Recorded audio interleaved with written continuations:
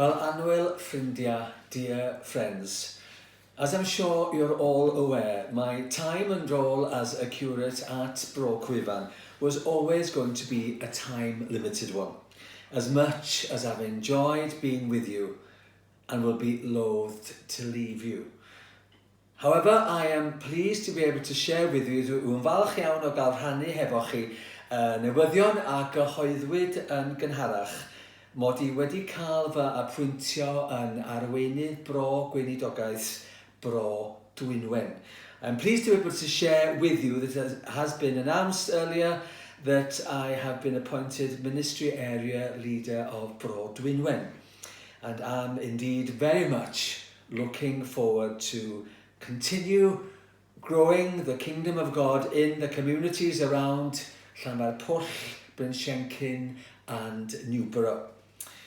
And dependent on the lifting of current lockdown measures, I hope to take up that post sometime towards the end of July or at the beginning of August. Ond ga I ddiolch o waelod calon I bob un ohonoch chi am rannu a chyd gerdded hefo mi daith werthfawr a bendithiol na anghofiau fydd mohoni. Mae hi wedi bod yn bleser ac yn anrhydedd gweinidogaethu yn eich plith chi. And can I express my heartfelt thanks and gratitude to the people of Bro Cwyfan? I can honestly say I genuinely feel that I have made lifelong friends during my time here with you. You will always have a very special place in my heart and will continue to be in my prayers.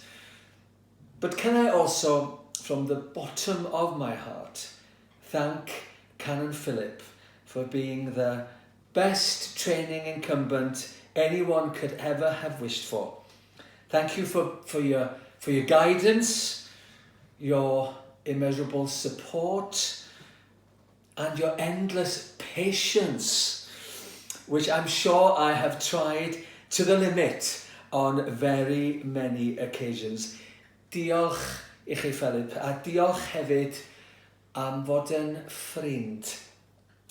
Mae'n nyled I chi yn enfawr, a dwi'n mawr obeithio y gallwn ni barhau I gydweithio hefo'n gilydd fel rhan o Synod Môn yn y dyfodol.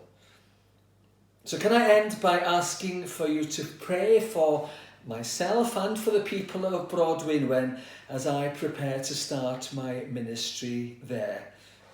Gai felly ofyn yn garedig am eich gweddia wrth I mi baratoi ar gyfer y gweinidogaethu ym Mro Dwynwen yn yr un modd ac y bydda una a mi fydwch sicrhau chi o hynny yn dymuno'n dda ac yn gweddio dros bob un ohonoch chi blwyfolion Bro Cwyfan hefyd. Diolch I chi am wrando. Thank you for listening, and provided lockdown continues to be lifted and things go our way, I shall look forward to seeing you all in some form or other in the not too distant future. Every blessing, bob bendith arnoch chi gyd. Diolch yn fawr iawn.